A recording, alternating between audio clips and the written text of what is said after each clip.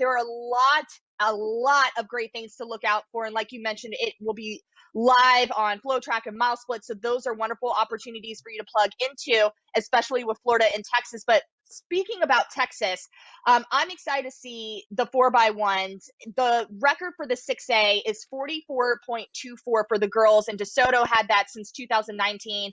And so far, 4 teams have broken 45 seconds, and San Antonio Regan could be the 5th team to do that. But looking at the sprint side, Cameron Dominique Dixon is an athlete that I've been watching over the last several weeks. U.S. number 2 in the 200, 23:29.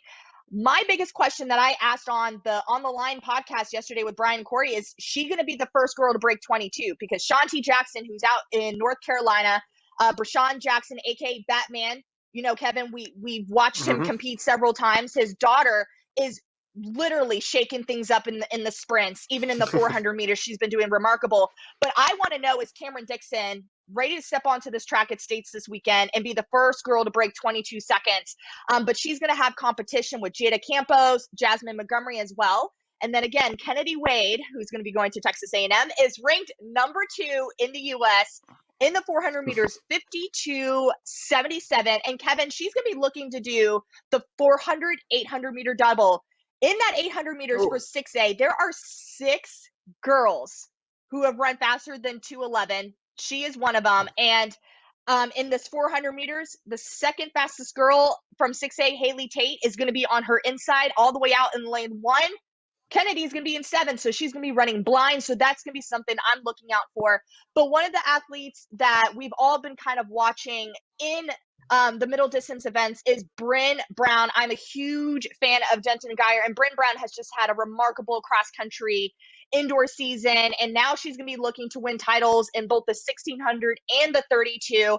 Kevin, she was looking for 3 individual titles, adding that 800, but she wasn't able to get out of regionals with that.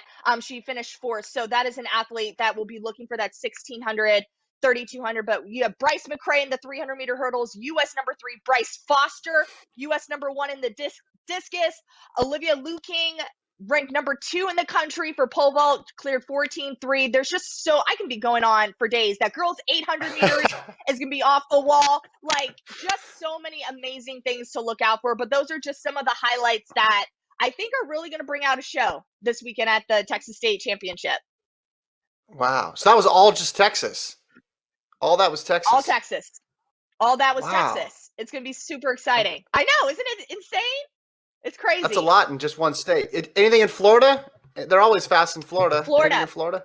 Yes. We've been talking about this on our On the Line podcast. I'm excited to see the hurdle races. I think it's just going to be remarkable. You have the top 10 in the country, Adiah Fry, Alexis Glasgow, who just ran the U.S. number 1 time in the 300 meter hurdles, and the number 1 all time from the state of Florida.